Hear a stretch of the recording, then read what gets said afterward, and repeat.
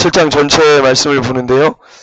우리 17절에서 24절까지 17절에서 24절까지 같이 한 목소리로 읽겠습니다. 오직 주께서 각 사람에게 나눠주신 대로 하나님이 각 사람을 부르신 그대로 행하라. 내가 모든 교회에서 이와 같이 명하노라. 할례자로서 부르심을 받은 자가 있느냐? 무할례자가 되지 말며, 무할례자로 부르심을 받은 자가 있느냐?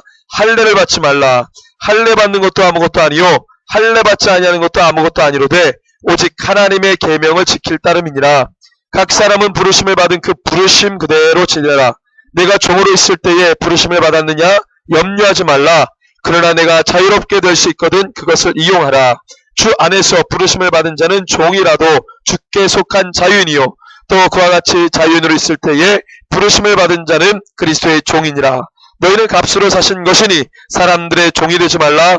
형제들아, 너희는 각각 부르심을 받은 그대로 하나님과 함께 거하라. 아멘. 자, 오늘 말씀의 제목, 시대를 대하는 신앙의 태도입니다. 오늘 바울행전 23번째 시간인데요. 시대를 대하는 신앙의 태도. 자, 오늘 말씀해 보니까요.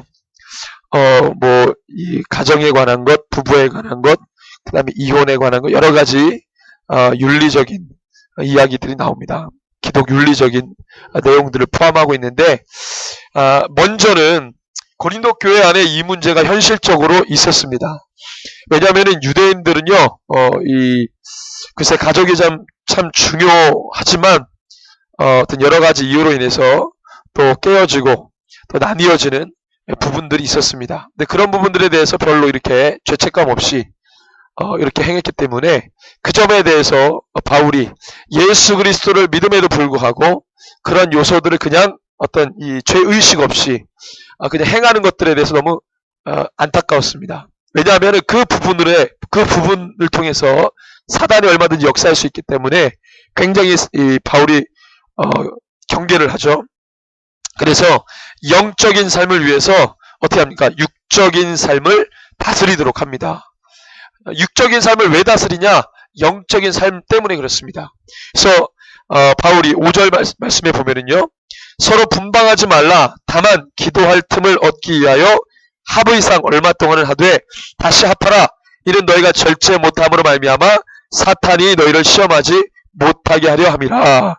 이혼할 사유가 되면 하지만 합할 때에는 또 합하는 것이 가장 좋겠다. 이런 부분들을 다루어갈 때 어떻게 합니까? 사단이 역사할 수 있습니다. 그리스도인으로 하여금 어떤 것을 행하든지 주님을 바라보고 주님께 목적을 두고 주님을 향해서 나아가는 삶이 되어야 되는데 사단은 어떻게 합니까? 그 길목에 늘 부베트랩이라든가 장애물을 놔서 넘어지게 만들거든요. 하나님 믿는 신앙의 길로 나가다가도 사단이 계속해서 뭐합니까? 걸려 넘어지도록 해요. 하나님의 편에 나아가지 못하도록 자꾸 잡습니다. 이게 사단이 역사하는 것이거든요.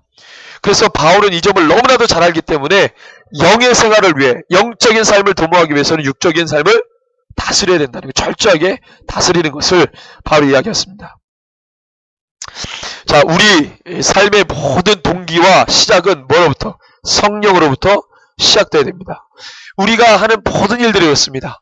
성령님과 반대되는, 하나님 말씀과 반대되는, 주님의 부르심과 반대되는 그러한 것들로 우리가 하게 되면은요, 반드시 우리가 하나님의 것을 택하지 못하고 사단이 원하는, 세상이 원하는 기준에 의해서 우리가 넘어지고 타협하고 허용할 수밖에 없다는 것입니다. 이 부분도 마찬가지죠. 바울은 사실은 이 부분에 있어서 가장 중요한 것은 실제로 가정 안에 그런 어떤 문제들이 있어서 역사에서 여러 가지 많은 문제들로 인해서 깨지고 나뉘어지고 분리되는 부분들이 있지만 그것을 봉합하는 부분에 있어서 아주 세밀하게 접근하려고 합니다. 왜냐하면은 하나님께서 창세기에 말씀하셨듯이 부부가 되는 것이 하나님의 뜻이라 그랬어요. 근데 여기서는 그때는 죄가 있었습니까? 없었습니까? 하나님께서 이 말씀을 하실 때는 죄가 있기 전이었거든요. 아담과 하와가 죄를 범하기 전이었어요. 물론 사단이 죄를 범했죠. 그렇지만 아담과 하와가 죄를 범하기 전이었어요. 그래서 하나님의 본래 마음은 하나님께서 혼자 있는 것이 좋지 못하니, 독주하는 것이 좋지 못하니 어떻게 해요? 서로 부부가 한 몸을 이루는 것이 하나님께서 가장 보기 좋은 것, 모습이라고 했습니다. 그런데 죄가 만연해졌어요. 그래서 하나님이 짝지어 주신 것을 어떻게 해요? 하나님이 연합하게 하신 것을 죄로 인해서 어떻게 해요? 나뉘어지고 깨지고 무너지고 상하고 이런 일들이 비일비재했습니다. 이것을 어떻게 감당을 못해요. 그래서 모세 율법을 통해서 어떻게 해요? 너희가 이혼할 것이 있으면 이혼 증서를 써서 줘버려라. 그렇게 얘기했단 말이에요. 왜? 너희들의 죄 때문에, 너희들의 완악함 때문에 모세 율법을 허용해 줬어요. 근데 다시 바울이 이야기할 때 뭡니까? 웬만하면은 정말로 그런 일이 있을 때는 어쩔 수 없지만 웬만하면 어떻게 해요? 나누는 것을, 나뉘어지는 것을, 분리되는 것을 좋지 못하다고 얘기했습니다. 그랬는데 나눈 상태에서 또 합하는 것을 좋지 못하다고 얘기했어요. 왜 그렇습니까? 사람에 뭐가 작용할 수 있어요? 죄가, 욕심이, 탐욕이, 정욕이, 음란이 작용할 수 있기 때문이죠. 자, 그러면은 요즘 시대에 이런 메시지가 어울립니까? 와, 이건 뭐 이혼도 쉽게 하고요. 재혼도 쉽게 하고요. 모든 게 다 쉬워졌어요. 말씀에서 경계, 섬세하게 이야기하고 조심스럽게 이야기하고 영적인 삶을 위해서 육적인 삶을 다스렸던 그 시대 때에 그렇게 간절하게 또는 세밀하게 정교하게 그렇게 다가갔던 바울의 어떤 이 메시지가 있었는데 지금은 그런 게 다 없어졌어요. 그냥 막 쉽게 이혼하고 쉽게 재혼하고 너무나도 다 쉬워졌다는 거예요. 이혼을 했다고 해서 죄도 아니고 재혼했다고 해서 죄도 아닌데 그것을 하기까지의 사람의 뭐가 작용해요? 죄가 작용할 수 있다는 것이죠. 그게 너무 쉬워졌다는 거예요. 수월해졌다는 겁니다. 사람들이 죄의식 느끼지 않아요. 죄책감 느끼지 않습니다. 살다 보니까 그렇게 됐다. 그 이혼 사유의 대부분의 이유가 뭡니까? 성격 차이. 그 성격 차이는 당연한 거 아니에요? 서로 다른 문화 배경 속에서 다른 부모 밑에서 살았으니까 성격 차이가 당연히 있을 수 있죠. 그래서 어떻게 합니까? 성격 차이 여러분들 결혼하기 전에 다 따져보고 그리고 다 스캔해가지고 그래서 견적 다 뽑아가지고 오케이 해서 합니까? 그러지 않죠. 그렇지 않아요. 그것을 뽑기 전에 뭐가 역사합니까? 사랑이 역사해서 결혼하잖아요. 그런 게 역사하기 전에 이미 하트 뿅뿅 사랑이 역사해가지고 이미 뭐 견적 나오기 전에 벌써 이제 결혼 이제 들어가잖아요. 그리고 근데 살다 보니까 뭐가 나와요? 그때야 비로소 견적이 나오는 거예요, 이제. 결혼을 하기 전에 나왔어야 되는데, 사랑이 역사하니까, 그때는 못 보고, 이제 살다 보니까 서로 견적이 막 나오는 거죠. 그래서 뭐예요? 성격 차이다. 말도 안 되는 거죠. 여러분, 사랑이 역사하니까 뭐를 덮어요? 차이를 덮어요. 사랑이 허다한 죄를 덮느니라. 말씀의 정신 아닙니까? 주님이 뭐 우리하고 성격 맞아서 놉니까? 아니잖아요. 주님 성령님이 우리 가운데 역사하실 때 성격이 맞아서가 아니에요. 그 사랑으로 덮어버리시는 거예요. 그래서 우리는 뭐예요? 감격하죠. 감동하죠. 감사하죠. 기쁘죠. 그러니까 이게 통하는 거죠. 우리가 주님 수준에 나아갈 수가 없어요. 이미 너무나도 범접할 수 없는 주님입니다. 그렇지만 주님의 사랑으로 덮어버려요. 우리가 그것을 감격하고 감사하고 주님 앞에 나가는 거죠. 마찬가지예요. 성격 차이로 그런 이유가 안 돼요. 죄가 역사한 겁니다. 바울은 이것을 경계했어요. 자 그러면 실제로 고린도 교회 안에 이런 문제들이 있었지만 이거를 우리가 현실의 문제에서만이 아니라 영적인 것에 접근하면 자 바울은 재혼하는 것을 별로 좋지 못하게 생각했습니다. 왜 그랬을까요? 이유가 있어요. 25절에 보니까 자 처녀에 대하여는 내가 주께 받은 계명이 없으되 주의 자비하심을 받아서 충성스러운 자가 된 내가 의견을 말하노니 내 생각에는 바울의 생각입니다. 이것이 좋다. 뭐가 좋냐?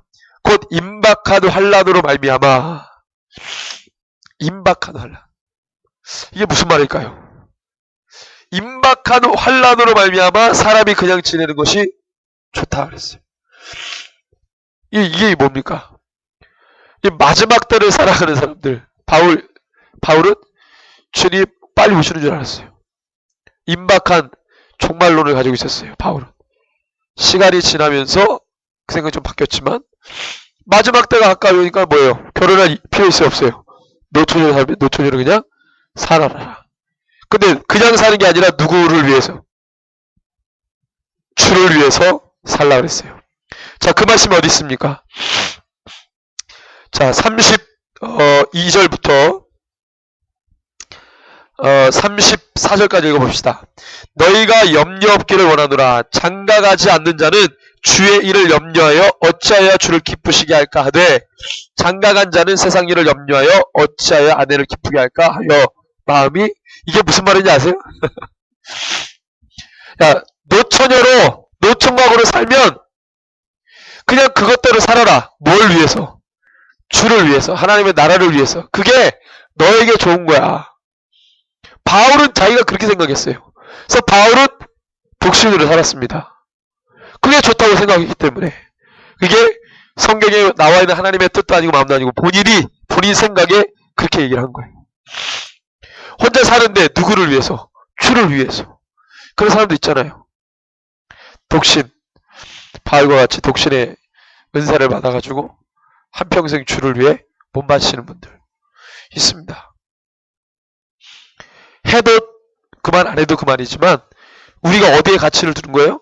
하나님을 위해서 살겠다. 결혼해서도 그렇게 살 수 있고 안 해도 그렇게 살 수 있지만 중요한 거는 하나님을 중심에 두고 살아가는 삶.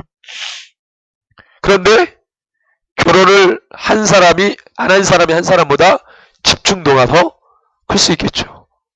그 반대일 수도 있겠지만. 그래서 바울은 이 7장에서 무엇을 얘기하냐면 성령 안에서 자유함을 이야기했습니다. 성령 안에서 자유함. 마지막 시대를 살아가는 신앙인들에게 가장 중요한 신앙의 모습은 뭐냐? 성령 안에서의 자유함. 왜 이런 말을 했냐면 아담과 하와에게는요. 한 가지 법만 지키고 나머지는 다 하나님이 자유, 임의대로 누릴 수 있도록 하셨어요. 그 한 가지 금한 게 뭡니까? 하지 말라 하는 법이 있었어요. 법. 하라는 법도 있었지만 하지 말라는 법이 뭐였습니까? 동산 중앙에 있는 선악을 알게 하는 지식의 나무를 먹지 말아라. 그 외에는 다 줬어요. 너가 다 임의로 먹어라. 너가 이름을 지으면 그게 그 이름이 될 것이고 너가 다 내가 준 것을 다 누려라. 통치해라. 다스려라. 감당해라. 다 했어요. 그래서 아담과 하와는 하나님의 영으로 성령 안에서 자유하게 그 일들을 감당했습니다. 하나님만 대적하지 않으면 돼요. 하나님만 잘 섬기면 돼요. 그거예요. 우리가 세상의 지배를 받아야 됩니까? 하나님께 지배를 받아야 됩니까? 하나님께. 근데 우리는 지금 어디에 지배를 받으며 살아요? 세상 틀에, 세상 메커니즘에 지배를 받아요. 교회에서 만든 전통, 어디서 만든 전통, 어디서 만든 룰, 법칙 그런 것들이 너무 많습니다. 거기에 꽁꽁 묶여가지고 살아요. 그 메커니즘 안에 사는 거예요. 거기에 지배를 받고 장악돼 있어요. 우리의 생각과 사고가 거기에 장악돼 있어요. 그러니까 바울은 그렇게 살다가 성령님이 임하셔가지고 예수를 인격적으로 만나버리니까 그게 다 소용이 없어졌어요. 바울은 한평생 예수 만나기 전에 틀에 정확하게 한 채 오차도 없이 사는 사람이에요. 유대적 틀에, 유대적 사고의 틀에, 그 관습의 전통의 그 메커니즘에 아주 바르게 그 메커니즘에서 원하는 모습으로 살았어요. 그 메커니즘이 원하면 그것을 충실했습니다. 바울의 삶이었어요. 근데 예수님을 만나고 나니까 그게 다 깨져버렸어요. 최초의 아담과 하와에게 주셨던 하나님의 그 놀라운 자유함을 아들 바울에게 부어주니 그가 누려왔던 모든 메커니즘 다 배설물로 여기고 오직 예수를 위해 살아가는데 모든 게 다 뭐예요? 자유해지는 거예요. 누구를 중심으로? 예수를 중심으로. 그를 얽매였던 모든 세상의 틀들을 다 깨버립니다. 할례를 받았느냐? 좋다. 안 받았느냐? 상관없다. 할례를 받은 자는 할례를 받지 않은 자는 부할 필요도 없고 그에 대해서 동경할 필요도 없다. 할례를 받지 않은 사람은 할례 받은 사람을 동경할 필요도 없고 할례 받을 필요도 없다. 그러면서 바울이 뭐라고 말합니까? 7장 우리 17절에서 24절 읽었는데 계속 반복해서 나오는 게 있어요. 하나님이 각 사람을 부르신 그대로 17절에 나오죠. 20절에 각 사람을 부르심 받은 그 부르심 그대로. 24절에 너희는 각각 부르심을 받은 그대로, 부름을 받은 그대로, 성령님이 택하여 주셔서 부르신 그대로, 그 안에서, 주님 안에서, 그리스도 안에서 주님이 원하시는 것을 하고 주님이 요구하시는 것을 하는 거예요. 이게 무슨 법칙이 있는 게 아닙니다. 성령을 만나야 알 수 있는 거예요. 주님이 속에서 말씀하세요. 어떤 틀에 의해서 교육받고 학습받아서가 아니라 성령님을 만난 사람은 성령 안에서 지혜를 주시고 깨닫게 하시고 알게 하시고 움직이게 하시고 말하게 하시는 거예요. 사도들에게 말했습니다. 너희가 성령을 받으면 성령님이 너희들 세상이 너희를 옥에 가두고 너희들 매맞게 할 때, 사람을 만날 때 두려워하지 말아라. 누가 너에게 할 말을 주신다? 성령님이 너에게 할 말을 주신다. 두려워하지 마라. 주님 그렇게 말씀하셨어요. 성령님이 주도해 가시는 거예요. 내가 어디서 배워가지고 배운 지식을 전하는 게 아니라 성령님을 받는 사람은, 성령님이 역사하는 사람은 성령님이 그 자리에서 깨닫게 하시고 알게 하시고 보게 하시는 거예요. 그게 성령님의 지배받은 사람입니다. 마지막 때를 사는 성도는 성령님께 완전히 장악돼야 마지막 시대를 온전히 살 수 있어요. 결혼을 해야 된다 말아야 된다, 이혼을 해야 된다 말아야 된다, 재혼을 해야 된다 말아야 된다, 누구의 말을 들으면 해야 될 것 같고 누구의 말을 들으면 안 해도 될 것 같고, 그게 아닙니다. 바울은 지금 그걸 얘기하는 게 아니에요. 바울도 하나님께 받은 말은 자기가 그렇게 얘기하지만 그렇지 않은 것은 또 그렇지 않다고 얘기를 하면서 얘기해요. 이거 내 생각이야. 주님의 뜻이 아니야. 이거 내 생각이야. 알아서 참고해. 바울이 이런 식으로 얘기했어요.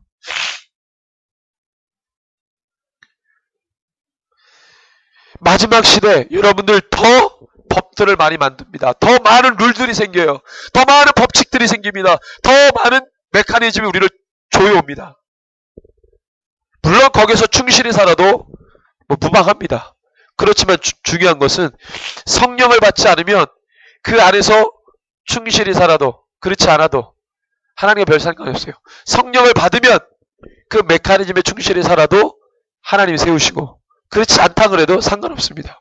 문제는 마지막 시대를 사는 성도가 성령님과 동행하는 만나는 삶을 사느냐 그렇지 않느냐가 중요한 거예요. 그게 생명입니다. 그게 모든 문제의 해답이에요. 성령님과 동행하지 않는 그리스도인, 특별히 이 마지막 때 이 교회 문제 있습니다.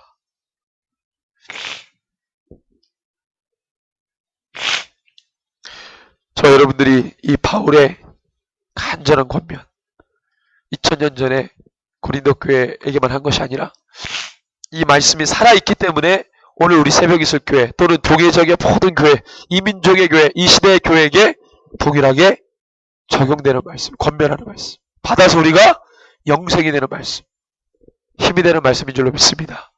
우리가 시간 이렇게 기도할 때에 주님, 우리 가운데 다른 것보다도 성령님이 역사하시는 개인이 되게 하시고 영혼이 되게 하고 공동체가 되게 해 주십시오. 이 지역에 하나님 몇천 명이 되는지는 모르겠지만 하나님의 사람 성도들이 되게 해 주십시오. 성령 충만하고 성령님과 동행하고 성령님이 함께 하시는 삶을 살아갈 수 있는 그리스도인 되게 해 주십시오. 우리가 한 주간 동안 특세를 하고 또 우리 땅 감사의 대화 말씀 사경을